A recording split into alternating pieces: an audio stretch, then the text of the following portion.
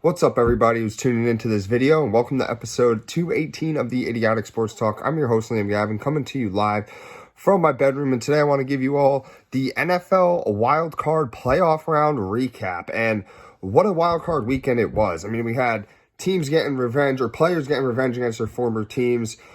We had a lot of teams making statements. It was a good wild card weekend, except if you're me being a Cowboys fan, because there was an upset. There were some blowouts too. There's actually a lot of blowouts that happened. It wasn't really that special because there wasn't really a lot of close games, but it was just the significance of those games, right? Knowing that these teams, this is their season on the line, and they're advancing while some are going home. So, in my opinion, it was entertaining no matter what, because it's playoff football. We're almost done with the season, so gotta enjoy it while you can. Let's start with the Saturday games. We have the number 4 seed Texans beating the number 5 seed Browns 45-14.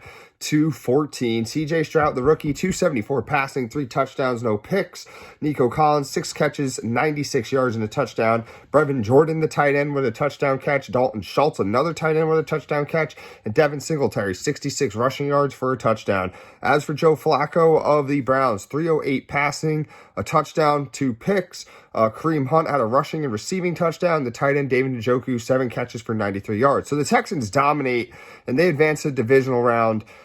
Their offense, 356 total yards, 76 rushing yards, no turnovers. The offensive line played absolutely out of their mind against a very tough pass rush. The defense had 4 sacks, 2 pick sixes, tons of pressure on Joe Flacco, and just allowed 14 points. And CJ Stroud wins his first playoff game in his first career playoff start, and he absolutely balled out. And the head coach, DeMeco Ryans, in my opinion, just took the Coach of the Year award away from Kevin Stefanski due to his performance in this game. And as for the Browns, speaking of performances, they had a poor one, a very, very poor performance. They started out looking good until Flacco threw back-to-back pick sixes in the third quarter, which really split a cut wide open in this team. The offense had 364 total yards. They couldn't run it all, though, with just 56 yards. They were 0-4 on fourth down as well. And the O-line was bullied all game long. The defense did not show up. They had no sacks, no turnovers, couldn't stop CJ Stroud and company. And Flacco really showed his age in this one. He lost his first wild card game of his career, and the Browns, they had a good season, but they had to come across some bumps in the road though. They had Nick Chubb, their main running back, injured. They had tons of QBs, including their starting quarterback, injured, and just the fact that they made it there is pretty interesting. But we'll see how their season or their off season goes after their season just ended last week. The next game, the last Saturday game on the slate, was the number 3 seed Chiefs beating the number 6 seed Dolphins 26-7. Patrick Mahomes, 262 passing, a touchdown, no picks. The rookie Rashid Rice, 8 catches for 130 and a touchdown. And Isaiah Pacheco, 89 rushing yards and a touchdown. And how could we forget about the tight end Travis Kelce, 7 catches for 71 yards. As for Tua Tagovailoa of the Miami Dolphins, 199 passing, a touchdown, 1 pick. Tyreek Hill, 5 catches, 62 yards, and a touchdown. So, in below freezing temperatures, I'm talking in the negatives, the Chiefs are able to dominate their way to the win. They advance to the divisional round. The offense, 409 total yards, 147 rushing. Outstanding O-line play. And they had 25 first downs, while the Dolphins only had 13 first downs. The defense also had two sacks, interception. They stopped the run. They gave up 275 total yards for just 7 points against a very solid offense. And the Chiefs played their style of ball at home in the frigid weather, which was run the ball, stop the run, use that smash mouth run game and defense to take out the opponent that's not really used to being there.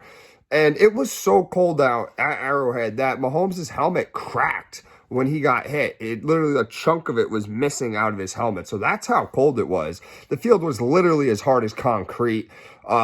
What's his name? Harrison Butker kicking all those field goals. Must have felt like his toes were going to break in half from kicking that ball.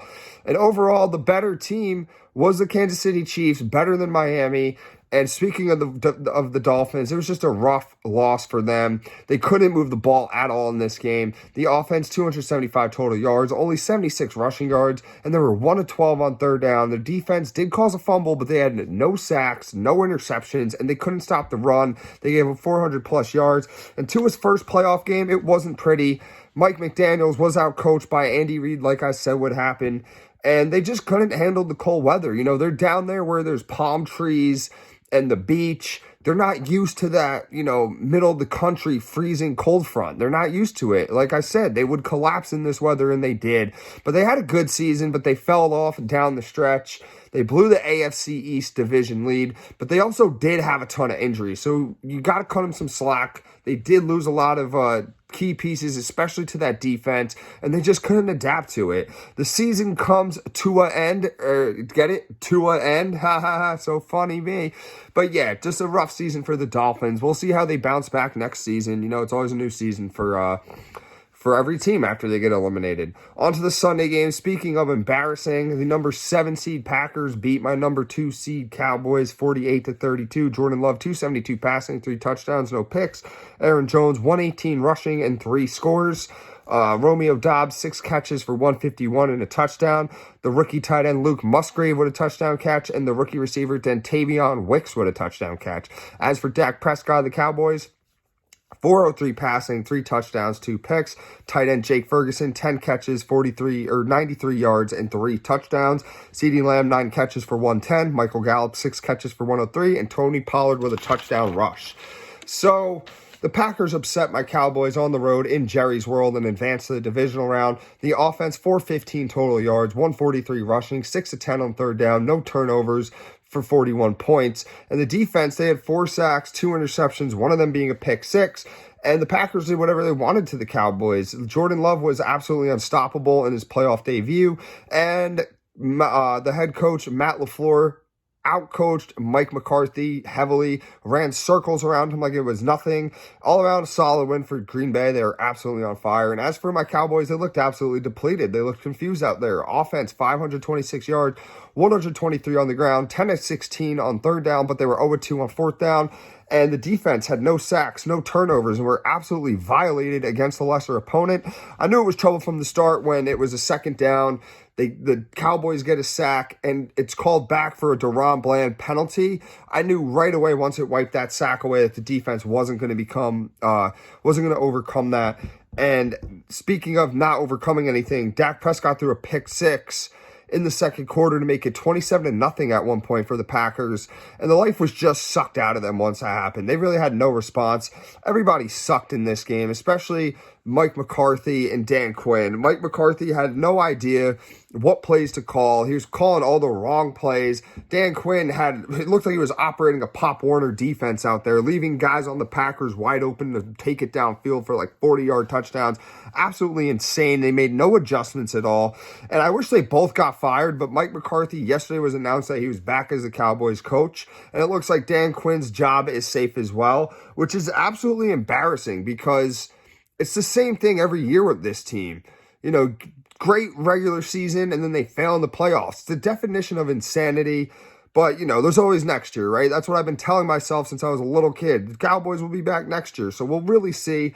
And it was just mortifying. I mean, all those records mean nothing. The Bland pick 6 record, the CeeDee Lamb shattering Cowboys receivers records. It's all for nothing because they lost to a nobody team. They lost to a team with no experience. These guys had no experience at all in the playoffs, and this Cowboys team did, and they laid an egg at home, a place where they were undefeated since September 2022, and they choked in the biggest game. This was the worst Cowboys playoff loss I've ever seen in my life. I don't care what anyone says. Worse than the Romo failed snap, worse than the Dez no catch, easily the worst playoff loss I've ever witnessed. And I really don't even think it's on the players at this point. Sure, they were all garbage, but it's more of a culture thing. They've established no culture over there in Dallas. It's like Jerry Jones wants all the attention. He wants all the spotlight. Had a great coach in the 90s with Jimmy Johnson. Jerry's ego just got in the way and couldn't stand. He couldn't fathom that Jimmy Johnson was getting all the credit. So what did he do? He fired him. He fired a guy that won 3 Super Bowls, which is absolutely out of my mind. And, the Cowboys, speaking of breaking history, let's give it a round of applause for them. They're the second seed to ever lose to the 7th seed. So they're making history for all the wrong reasons. The season's over. Get ready for misery again, but I'm still not losing hope. It's still DC4L, and we'll see how next year goes. The next game is the Lions, the 3 seed beating the 6 seed Rams 24-23. Jared Goff, 277 passing, a touchdown, no picks. Amon-Ra St. Brown, 7 catches for 110. David Montgomery and Jahmyr Gibbs, the rookie, each had a rushing touchdown. And the rookie tight end, Sam Laporta, with a touchdown catch. As for Matt Stafford of the Rams, 367 passing, 2 touchdowns, no picks. The rookie Puka Nacua, 9 catches, 181 in a touchdown, and Tutu Atwell with a touchdown catch. So the Lions win their first playoff game in 32 years, advance to the divisional round. Their offense, 356 total, 79 rushing yards, no turnovers. The defense couldn't force turnovers, but they did get 2 sacks and stop the run very well. Jared Goff gets his revenge against his former team, and I'm happy for Dan Campbell and his guys. Great head coach doing the right things over there in Detroit. And you heard the cheers coming from the fans in the crowd. That was 32 years of pent-up energy. They could not wait for this moment, and they certainly deserve it. As for Matt Stafford and the Rams, there's no revenge game for Matt Stafford in his return to Detroit. The offense had 435 total, no turnovers, only 68 rushing yards. They couldn't run the ball at all. The defense had 3 sacks, but they couldn't force turnovers. And the Rams season comes to an end, but they did the unexpected. No one thought that they were going to make the playoffs this season. I certainly didn't. And 2 years ago, after winning the Super Bowl, the GM, Les Snead, wore a shirt that said F them picks at the Super Bowl parade, and he made it work. Everyone's like, oh, they sold their soul for that Super Bowl, and now they have no picks, they have no draft capital, but they made it work. A bunch of 3rd, 4th, and 5th round picks showing out this season, especially the guy Puka Nacua that I mentioned before. And like I said, this game would be eerily similar. First downs, Lions had 23, Rams had 22. Third downs, both were 3 and 9 on third downs. How about on 4th down? Both of them went 1 for 1 on 4th down. Total plays, both of them had 55 plays. Time of possession, the Rams had 30 minutes and 5 seconds of time of possession. The Lions, 29 minutes and 55 seconds. Like, it was so identical. Penalties, Rams 4 for 36, Lions 5 for 34. And not to mention, this game was decided by 1 point. So very crazy how close this game really was.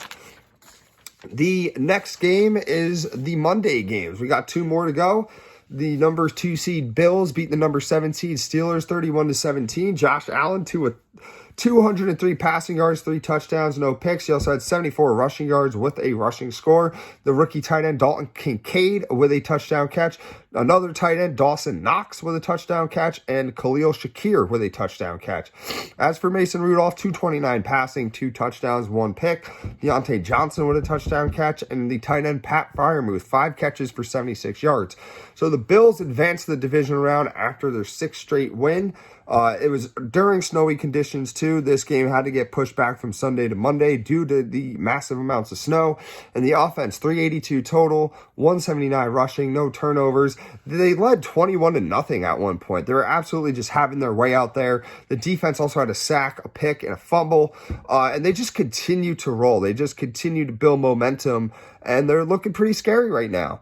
As for the Steelers, they get sent home. We wave bye-bye. They could wave their terrible towels back to Pittsburgh. The offense, 335 total, 106 rushing yards, but they had 2 turnovers on the day. The defense did have 2 sacks, but they couldn't force any turnovers. They couldn't stop the run at all. And TJ Watt was heavily missed. He missed this game, and you saw how his absence affected this defense. Just a huge piece of the defense was gone, and you kind of saw how it was going to go from there. There's a decent season for the Steelers, though, especially with how inconsistent their quarterback play was. Kenny Pickett not looking good and getting hurt. Mitch Trubisky not looking good. Mason Rudolph was playing good football up until this game, which he still didn't do the worst. But, yeah, they had a quarterback carousel, and they made it work. They won 10 games. They went to the playoffs. And it looks like they're going to bring back the head coach, Mike Tomlin. It looks like he wants to return, and Pittsburgh wants him back. Is it a smart move? I really got to ask my Steelers fans here because, yes, he's never had a losing season in his career, but you guys haven't won a playoff game since 2016. So what's it going to be? It's like a yin and a yang. It's like take the guy who knows how to win and at least get you to the playoffs, but not win anything. And I know he's a successful coach. 2009, he won a Super Bowl with the Steelers. He made it back to another one in 2011, but lost. So he knows what's going on. But lately, over the last 10 years or so, they haven't done much. And I'm curious to see how the offseason goes for the Steelers, to see what they need. And on a side note, if I'm shocked that I got the correct score, 31-17. I kind of said that as a joke in my last video. And $10 on a sports betting app would have won me $1,200, but that's so tough to hit. Who hits those correct score bets like that? I certainly never have. I maybe get 3 of them a year correctly. So yeah, it's crazy. But yeah, no, I was very impressed. I'm gonna pat myself on the back for getting that one right. The final game, the number 4 seed Bucks beat the number 5 seed Eagles 32-9. Baker Mayfield 337 passing, 3 touchdowns, no picks. David Moore with a touchdown catch, the rookie Trey Palmer with a touchdown catch, Chris Godwin with a touchdown catch, and the tight end K. Dotton 8 catches for 89 yards. Jalen Hurts of the Eagles 250 passing, a touchdown, no picks. Devontae Smith 8 catches for 148. And the tight end, Dallas Goedert, with a touchdown catch. So the Bucks blow out the Eagles to advance the division round. They won their last 6 of 7 games. The offense, 456 total, 119 rushing, no turnovers. They had 23 first downs, while the Eagles only had 13. And the defense, they did not force any turnovers, but they did get 3 sacks, 1 safety that, in my opinion, changed the game. They stopped the run and were phenomenal on 3rd and 4th down.